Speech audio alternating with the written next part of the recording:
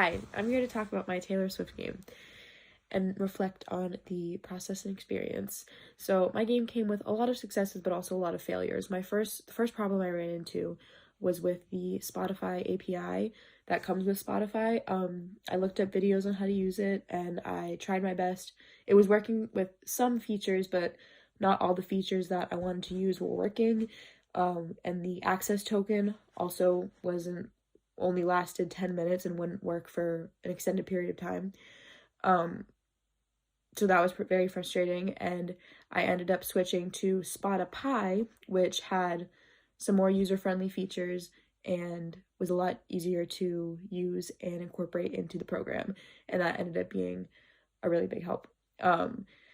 However, I did have to use a second API to get the lyrics, which I thought I'd be able to use with the Spotify API, but that didn't work.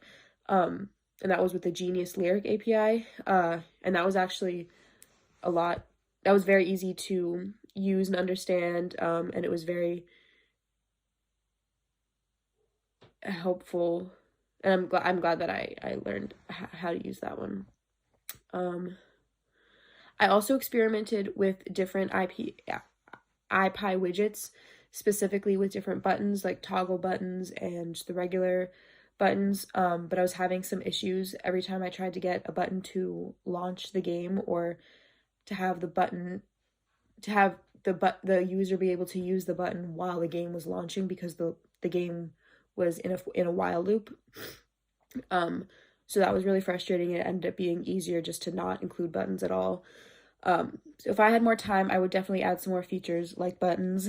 But another feature would be to have 3 levels to the game: easy, medium, hard. Also with like the toggle buttons, I'd be able to have the user be able to choose it that way.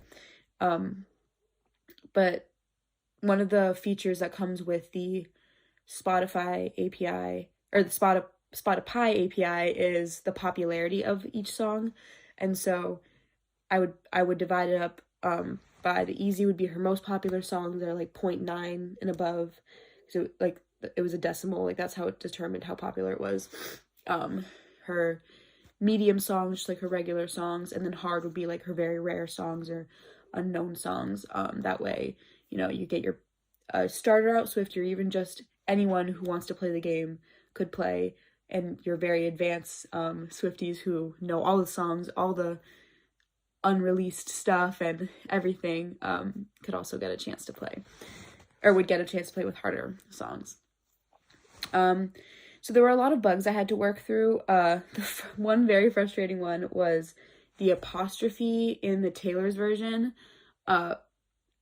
wasn't an actual, or was a different kind of apostrophe than was recognized in the punctuation.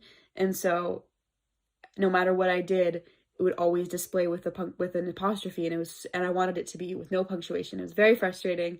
And I had to copy directly from the output and put it into the code, and I realized it was a different apostrophe.